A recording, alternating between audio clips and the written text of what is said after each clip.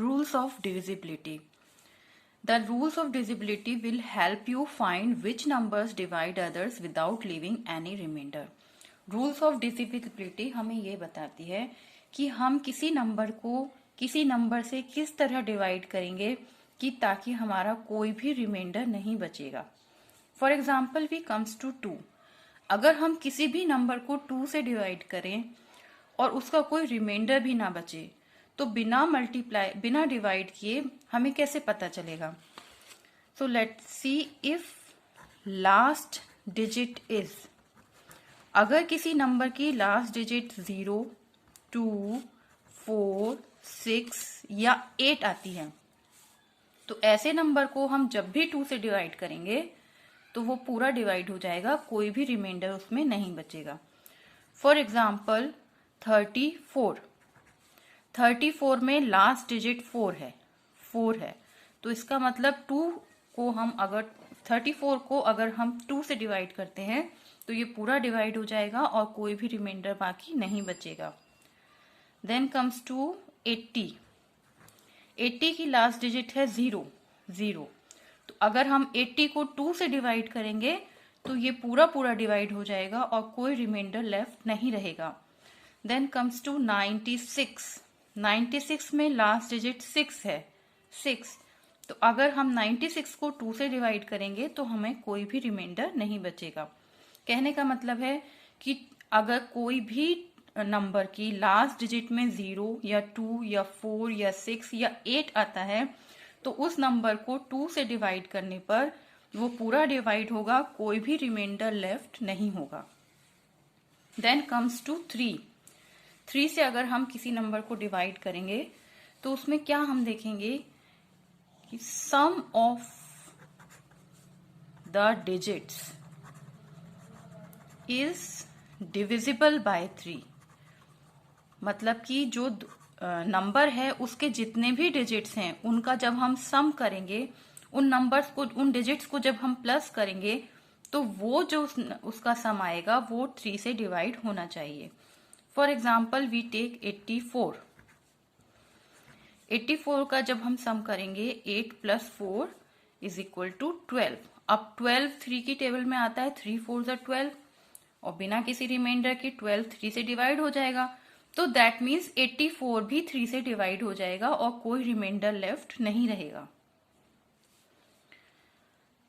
Then comes to 4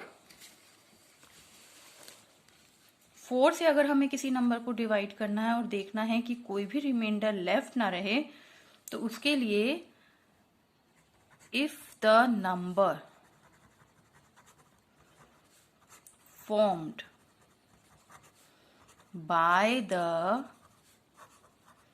last 2 digit, अगर किसी number की लास्ट की 2 डिजिट में अगर डिविजिबल हो जाती हैं 4 से तो वो पूरा नंबर भी 4 से डिवाइड हो जाएगा. और एंड्स विद 00, या फिर लास्ट में 00 आ रहा है तो वो नंबर भी 4 से पूरी तरह डिवाइड हो जाएगा. फॉर एग्जाम्पल वी टेक 84 की लास्ट 2 डिजिट है 84. ये दोनों 84 जो है अगर हम इसे 4 से डिवाइड करें तो 4 2 = 8 एंड 4 1 = 4, 21 हमारा क्वेश्चन आएगा और रिमाइंडर 0 आएगा. तो ये नंबर हमारा 4 से डिवाइड हो जाएगा. या हम एग्जाम्पल लेते हैं 316 में 3 डिजिट्स हैं लेकिन हम देंगे लास्ट 2 डिजिट्स. लास्ट की 2 डिजिट्स हमने ली 16 4 से पूरा डिवाइड होता है तो इसीलिए 316 पूरा 4 से डिवाइड होगा और कोई रिमाइंडर लेफ्ट नहीं रहेगा. फॉर एग्जाम्पल वी टेक 700 में लास्ट की 2 डिजिट्स एंड्स विद 100. लास्ट की 2 डिजिट्स 00 है तो इसका मतलब पूरा 700 डिवाइड हो जाएगा 4 से और कोई भी रिमाइंडर लेफ्ट नहीं रहेगा.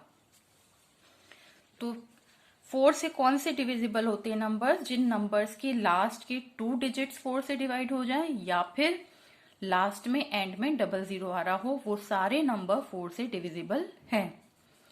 देन कम्स टू 5 में if the last digit is 0 और 5, जिस भी नंबर की लास्ट डिजिट या तो 0 हो या 5 हो, वो पूरा नंबर भी 5 से पूरी तरह डिवाइड होगा और कोई रिमाइंडर लेफ्ट नहीं रहेगा। फॉर एग्जाम्पल 30 में लास्ट डिजिट 0 है, यानी 30 पूरा 5 से डिविजिबल है।